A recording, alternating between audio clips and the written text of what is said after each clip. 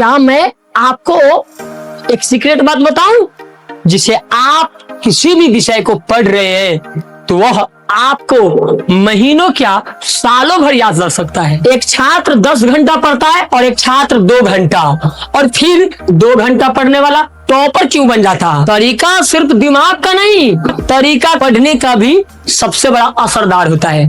आज मैं 5 ऐसे टिप्स दूंगा जिसे आप जो पढ़े आपके मेमोरी में ही टिकेगा। हर सफल विद्यार्थी वही सीक्रेट माइंडसेट अपनाते हैं और फिर जीवन में सफल होकर दिखाते हैं। तो अंत तक बने रहिएगा।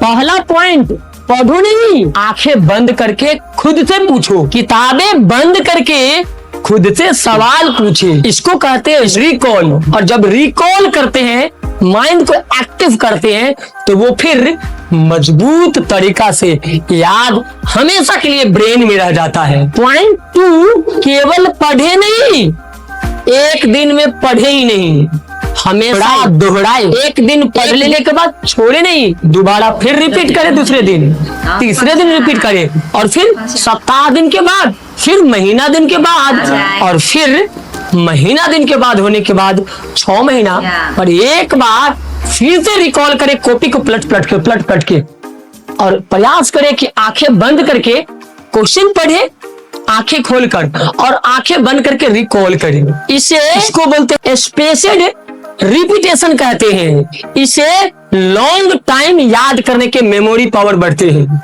ये लंबे समय तक याद रहेगा, आप भूल ही नहीं सकते। और हाँ, याद रखना, यही माइंडसेट किसी को शिक्षक बनाता है, डॉक्टर बनाता है, इंजीनियर बनाता है, वकील बनाता है, और हाँ, सफल इंसान भी बनाता है। तीसरा बिंदु, कभी भी नींद को हल्के में मत लो। हमेशा 6 से 7 घंटा, अगर आप 8 क्लास से कम है तो मिनिमम 8 से 8 घंटा सोने का प्रयास करिए। और 8 से ज्यादा है, आप 10th में है, इंटर में है, 12th के बाद के किसी भी क्लास में है और कंपटीशन एग्जाम में है, तो मिनिमम 6 से 7 घंटा सोना ही सोना है।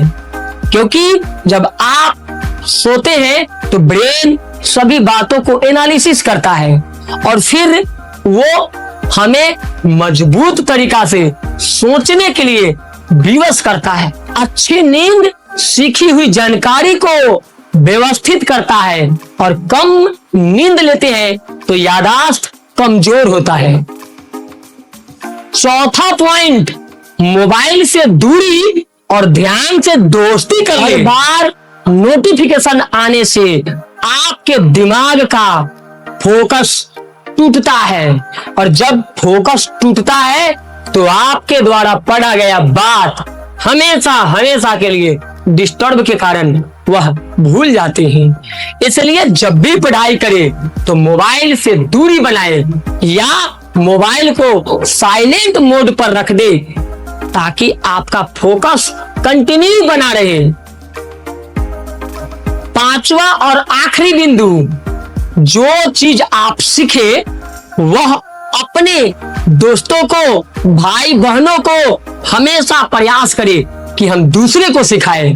जब हम जो सीखे हैं उसे दूसरे को सिखाते हैं तो फिर हमारा मेमोरी कंस्ट्रक्ट करता है और फोकस को अटैच करता है।